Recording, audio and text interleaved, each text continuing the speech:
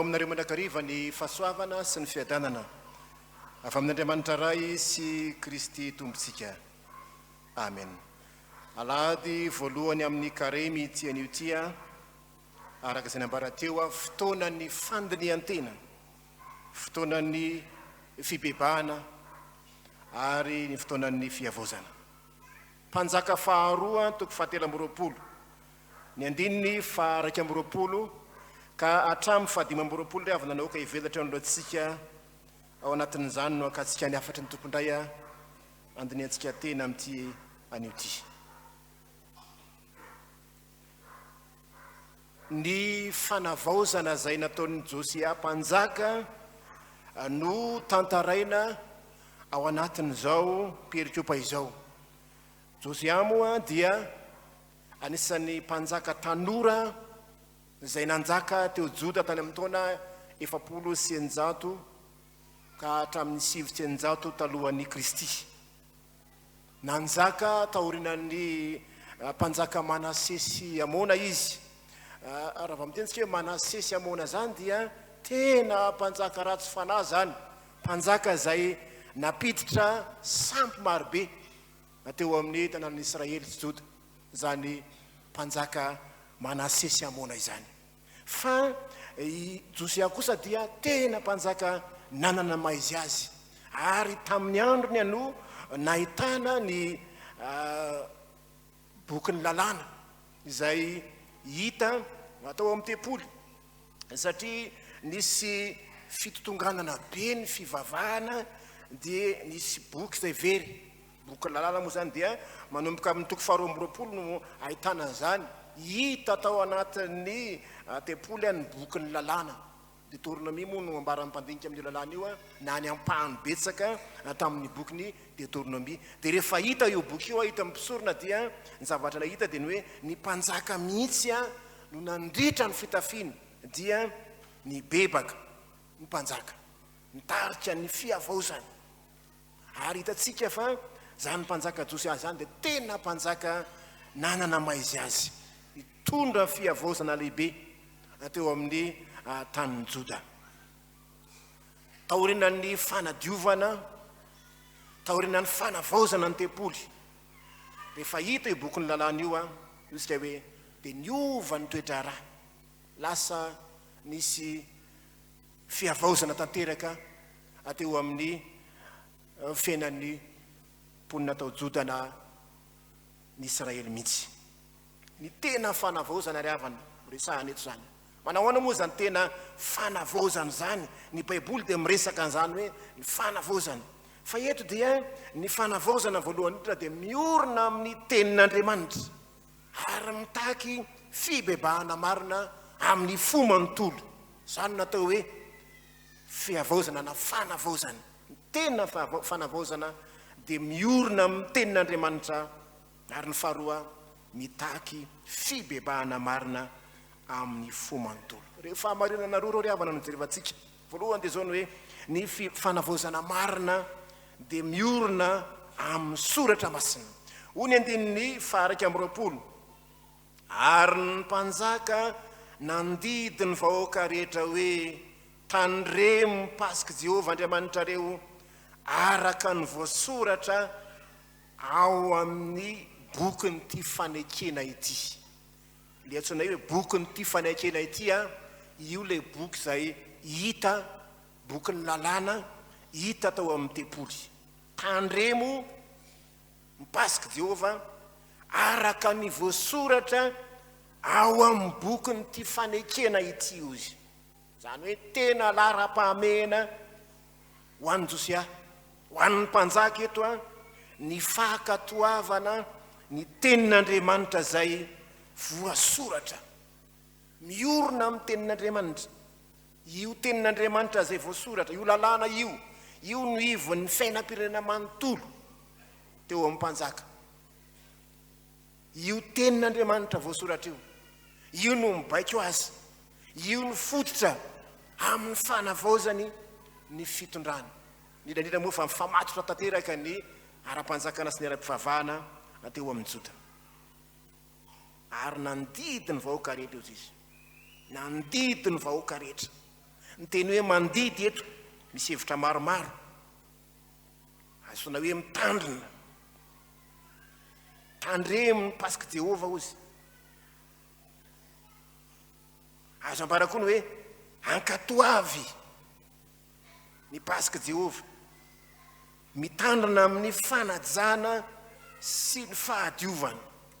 zany no tiana ambara eto fanajana tena fanajana lalina ny toromarika izay ambaran'ny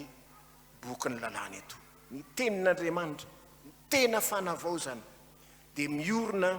amin'ny tenin'Andriamanitra tandremo ny lalàna ozy tandremo ny lalàna zany hoe miverina amin'ny fototra manaraka ny soratra masina amin'ny fomanontolo ka ny teny hoe miverina zany lay hoe mibebaka izay miodina makany amin'ny lalana tena izy zay no hevi-dehibe ambara zany hoe tandremo miverina amin'Andriamanitra miverina indray amin'ny lalàn'Andriamanitra satria fatatsika tsara fa ny mpanjaka teo aloha ry Amona sy ry Manase dia tena mpanjaka nitondra ny fireneny tao anatin'ny 𝗠𝗔𝗦𝗡𝗡𝗏 ka hatramin'ny bokin'ny lalàna aza dia tsy hitany nalehany tsy hitany nanjavonany satria tena ny fangaro 𝗠𝗔𝗦𝗡𝗏 ny fivavahana nandidy ny mpanjaka eto ny teny hoe mandidy eto dia tena hoe manome baiko ny teny hoe mandidy eto ampiasaina amin'ny didin'Andriamanitra na ny hoe didy omeny mpanjaka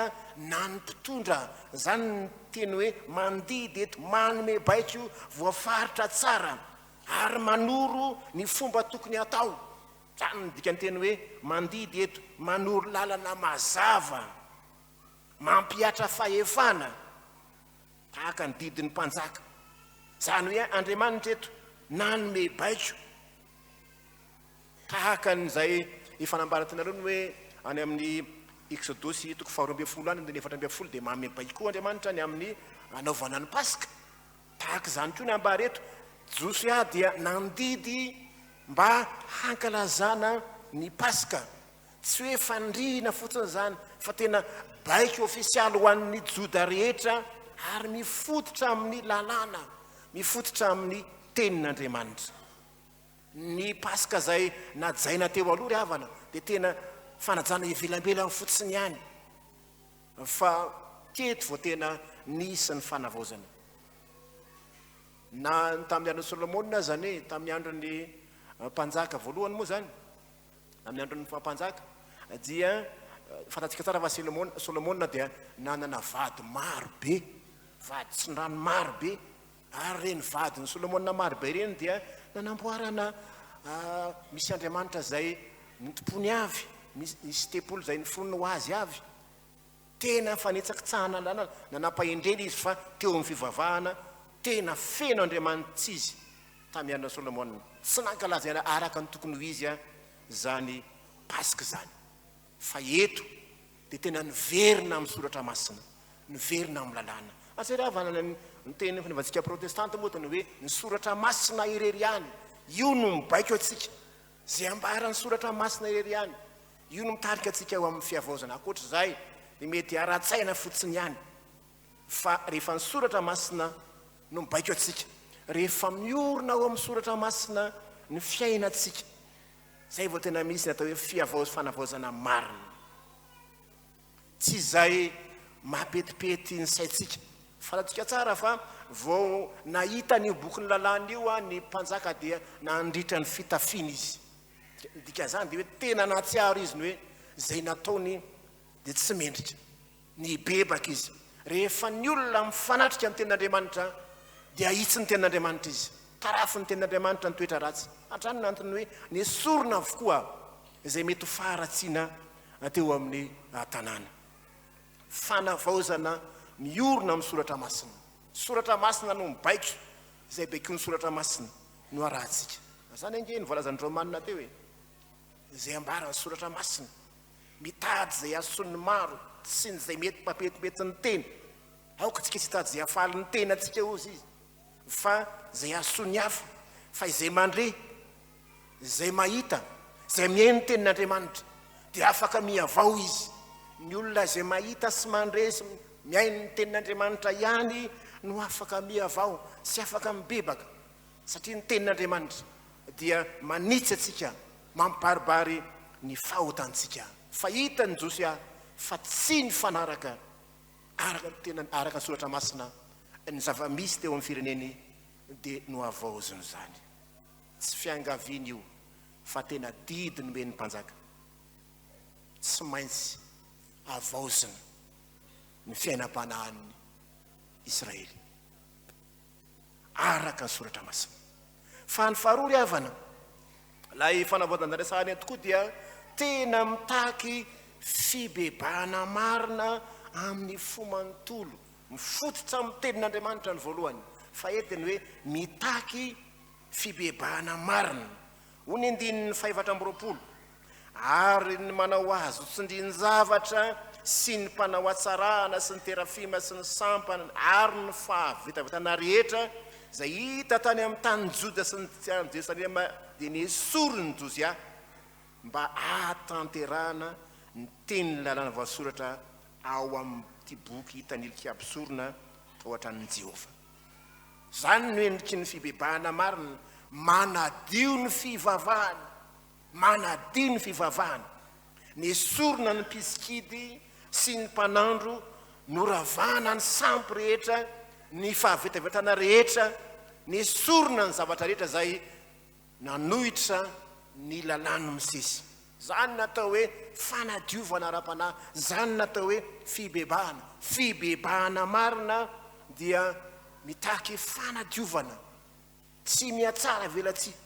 fa ny zava-nitso sika miaraka teo ihany no zavatra eo sady manompo sampy misy mpitsikidy misy mpanandro kanefa itsandanin'izany misy ihany ny fankalazana amin'ny Pasika tsy araka ny tokony ho izy fanadiovana ara-panahy fanesorana ny fivavahana fifangarorom-pivavahana syncrétisme moa filaza azy nesorony zany fivavahana madio ary zany ny tena fivavahana ary zay na tonga ny mpitantara ilaza hoe tsy nisy mpanjaka tahaka azy niverina tamin'i Jehovah tamin'ny fony sy ny sainy sy ny fanahiny rehetra izy tsy nisy mpanjaka toa azy zany ny lazany zany lehilahy mpanjaka zany zay tena niverina tamin'i Jehovah tena nibebaka marina tokoa ka nanala zay karazam-paharatsiana rehetra taloha masiny fa nisy ihany ane fankalazana amin'ny Pasika nataon'i Ezekia nisy ihany ny fanavoazana tsy tena ny orona tsara zany mbola nisy fifangarona fivavahana tamin'ny andron'i Ezekia talohan'i Ezekia efa nisy zany fa niaraka tamin'ny fanompoly sampy teo ary tamin'ny Ezekia dia nisy fanadiovana ihany ny tempoly fa sainga tsy tena lalina le fanadiovana fa ambara hoe tamin'ny andron'ny Josy mpanjaka dia tena fanavozana lalina ary zay natonga hoe nesorina avokoa ny tempoly sampy marobe tao Joda nesorina tanteraka ny fifangaroam-pivavahana ary tena fanavozana ara-panahy tanteraka no nisy teo dikany hoe tsisy mpandaka tahaka azy tsisy Pasika nankalazana ohatran'izany tsy hoe tsisy zany ny Pasika fa nisy ny Pasika tahaka zany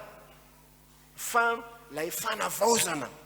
lay fahadiovana lay fankalazana no tiana ambary eto tena nankalazana araka ny tokony ho izy mifanaraka ny sirapon'Andriamanitra lavitry ny faharatsiana zany no hita teto fantatra masange tany anefitra any dia efa nisy mifankalazana ny Pasika tany amin'ny nomeritoko 7 ihany efa nisy nankalazana ny Pasika tamin'izany lay fahatsiarovana lay nivoahana tany a Egypta fa izany nisy ange tany andron'ny mpitsara tao Gilgal efa nisy Pasika ary nisy ane Pasika zay nankalazana fa tsy voatantara fa maningana tena miavaka ity Pasika ity satria tena fiverenana